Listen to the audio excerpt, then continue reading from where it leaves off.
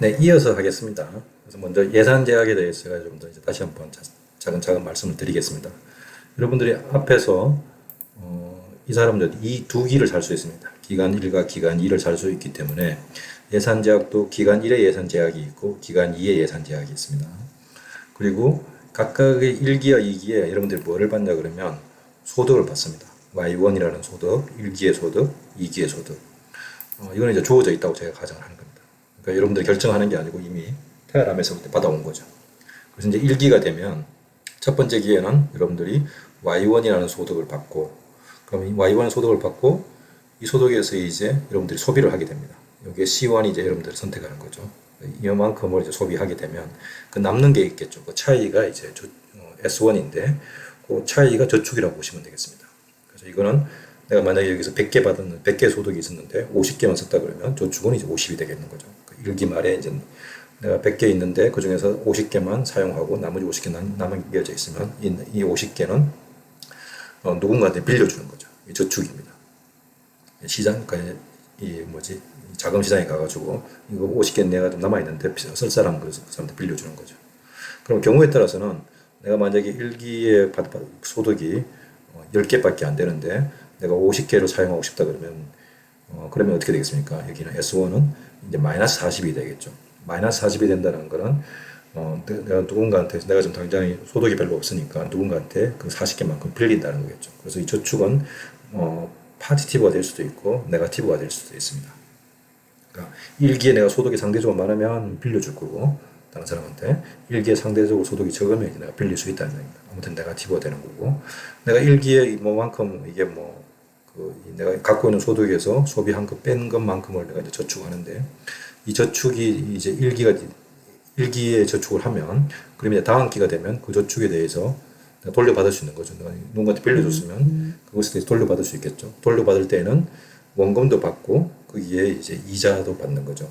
여기서 말하는 요 R이라는 게 이자율입니다. 이게 제가 조금 전에 말씀드린 것처럼 이 자금 시장에서 사람들이 빌리고 돈을 빌려주고 빌릴 수 있는데 어떤 여기 R이 이자율인데 그게 빌려주고 빌리는 가격인 거죠. 그죠? 그래서 요게 이제 이자 소득, R 곱하기 S1이 이자 소득이고 여기에 S1은 원금이라고 생각하시면 되겠습니다. 여기 이제 2기에 여러분들이 받아들이는 소득이고 저축 1기에 저축한 것으로부터 2기에 있는 소득이고 또 2기가 되면 또 뭐를 받습니까? 또 주어져 있는 소득이 Y2를 받죠. 그죠? 이것도 이제 이미 받는 걸 여러분들 얼마만큼 받는지 알고 있습니다. Y2만큼 받는 거죠. 자, 이제 그러면 이게 이제 2기에 여러분들이 소득인 겁니다. 1기하고 좀 다르죠. 1기에는 저축이 없었는데 그죠? 저축 소득이 여기는 없었는데 2기에는 여러분들 저축 소득이 있는 겁니다. 자, 이제 그러고 난 다음에 요 S2라는 거는 2기에 저축하는 겁니다. 그럼 2기에 저축하면 이거는 3기에 받을 수 있는 거겠죠. 그래서 이제 이렇게 그런 거고 아무튼 그러면 내가 갖고 있는 2기의 소득에서 2기에 저축한 거 뺀 나머지는 다 뭐 하겠습니까? 소비하겠죠. 다르게 얘기하면 내가 2기에 있는 소득에서 얘를 좀 넘기면 2기에 소비한 거 빼고 소비한 것 말고 나머지를 이제 뭐 한다고 생각하시면 되겠습니까? 저축한다고 생각하시면 되겠죠. C2하고 S2 바꿔보면 1기하고 구조는 똑같습니다.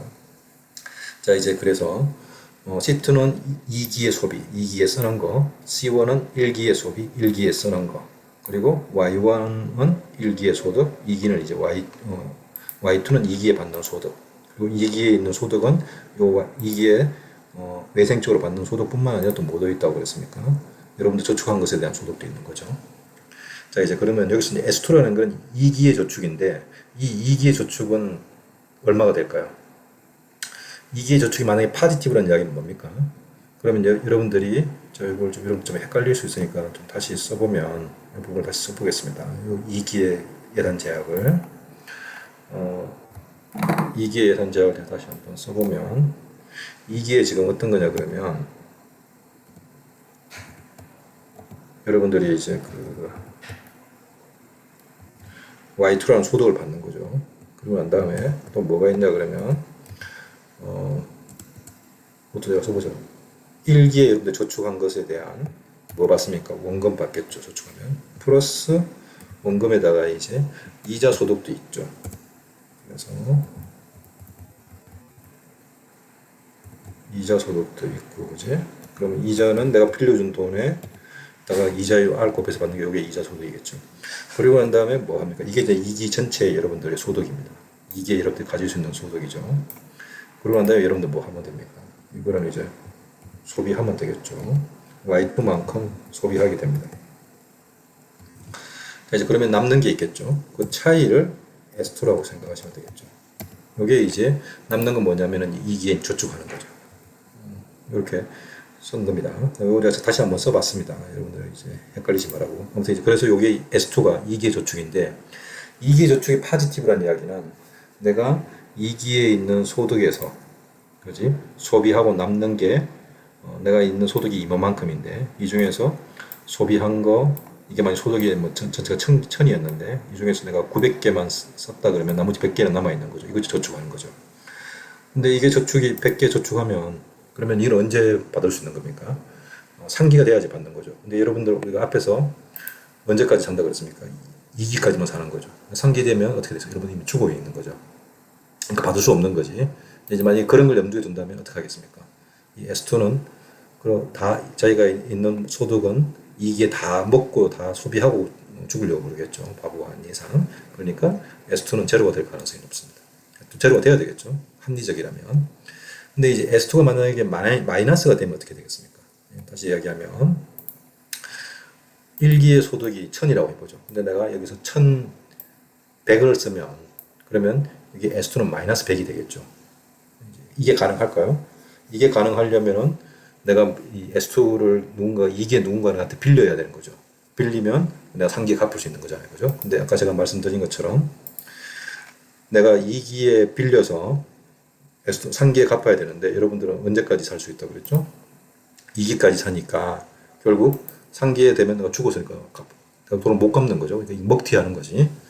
그러니까 사람들이 그걸 알고 있기 때문에 모든 사람들이 그걸 다 알고 있기 때문에 2기에는 돈을 안 빌려주려고 하겠죠. 빌리고 싶어도. 그래서 빌리고 싶어도 빌릴 수가 없습니다. 그래서 S2는 자연스럽게 0이 되는 거고 고려할 필요가 없는 거죠. 2기에는 저축을 사람들이 안 한다는 이야기입니다. 왜? 딱 보신 것처럼 2기간만 살기 때문에. 그래서 이게 이제 여러분들이 1기의 예산 제약, 2기의 예산 제약입니다. 그래서 이제 그 부분들을 좀 다 정리해 보면 이게 이제 이런 상황이 발생하는 거예요. 이렇게 정리할 수 있는 거죠. S2를 없애면. 자, 이제 이게 여러분의 이제 문제입니다. 여러분들이 이 모형에서 풀어야 되는 문제입니다. 이게 사실은 일상생활에서 여러분들이 실제로 하고 있는, 경제생활에서 하고 있는 문제하고 똑같습니다. 무슨 말이냐 그러면, 여러분이 2기간 살고 있다고 생각하면, 2기간 동안 여러분들이 얼마만큼, 각각의 기간에서 얼마만큼 소비할지를 결정합니다. 그게 C1, C2이고, 그리고 얼마만큼 저축할지 결정합니다. 1기에. 그래서, 다르게 얘기하면, 얼마만큼 빌릴지, 얼마만큼 빌려줄지 이걸 결정하는 거죠. 이게 이제 여러분들이 일상생활을 살면서 하는 거죠. 그와 더불어서 또 뭐도 해야 됩니까? 사실은 얼마만큼 여러분들 돈을 벌어야 되는 거죠. 이게 Y1, Y2. 그래서 현실 세계에서는 이 돈을 벌기 위해서는 내가 몇 시간 일해야 될지, 대학 졸업하고 난 다음에 내가 하루 일주일에 40시간 일해야 될지, 50시간 일해야 될지 이런 것도 여러분들이 결정할 수 있습니다. 그런데 지금 이 문제에서는 그렇게 몇 시간 일해야 되고 뭘 해서 돈을 벌어야 될지에 대해서는 생략하고 있습니다. 그 부분을 생략하고 단지 여러분들한테 당신한테 만약에 1기에 이만큼의 소득, Y1만큼의 소득을 주고 2기에 Y2만큼의 소득을 줬을 때 내가 그냥 줄게. 태어나면 그랬을 때 너는 네가 결정하는 거는 그 소득 기초에서 네가 1기의 소득을 100만 원 받는다. 2기의 소득을 1000만 원 받는다. 이렇게 받는 걸 네가 알고 있을 때 이거의 기초에서 너는 1기에 얼마만큼 소비하고 2기에 얼마만큼 소비하고 그리고 중요하게는 얼마만큼 1기의 사람들한테 빌려줄지 혹은 빌릴지를 네가 결정해봐라. 이런 문제라고 생각하시면 되겠습니다. 이게 이제 일상생활에서 여러분들이 하는 문제죠. 그 문제를 푼다라고 한다는 거는 결국 무슨 말이겠습니까? 그 문제를 푼다고 한다는 이야기는 내가 1기에 얼마만큼 소비하고 2기에 얼마만큼 소비하고 그리고 저축을 얼마만큼 할지를 결정하는 것과 똑같은 겁니다. 여러분들 일상생활에서 그렇게 하죠. 내가 젊었을 때 20대에는 얼마만큼 저축하고 30대에는 얼마만큼 소비하고 40대에는 얼마만큼 소비하고 50대에는 얼마만큼 소비하고 이렇게 다 결정할 수 있겠죠. 이때 중요한 문제는 뭡니까?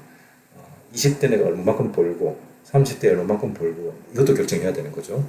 근데 지금 여기서 제가 계속 강조하지만 20대에 얼마만큼 벌지, 30대에 얼마만큼 벌지, 40대에 얼마만큼 벌지에 대해서는 일단 생각하지 말자.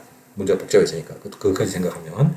그래서 지금 여기서 이야기하는 건 뭐냐면 20대인 네가 얼마만큼 돈을 벌지 내가 미리 알려줄게.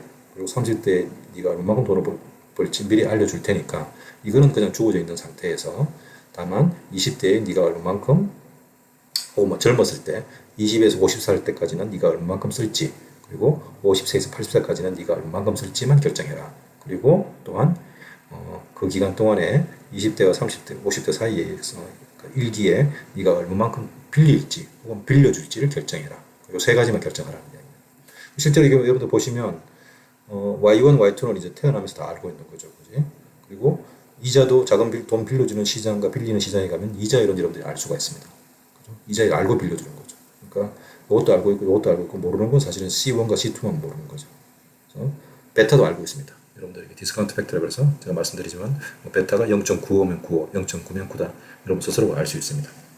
여러분들 비교해 보면 여러분들한테 물어보면 내가 오늘 100만 원하고 내일 100만 원하고 똑같이 생각해. 그러면 베타가 1이라고 그랬고 나는 오늘 100만 원이 중요하지 내일 100만 원 전혀 중요하지 않아. 그럼 베타가 제로라고 그랬고 나는 오늘 100만 원이 내일 100만 원보다는 조금 더 중요해 라고 하면 이제 거기에 따라서 베타 값이 0과 1 사이에 있다고 이야기했습니다. 그죠?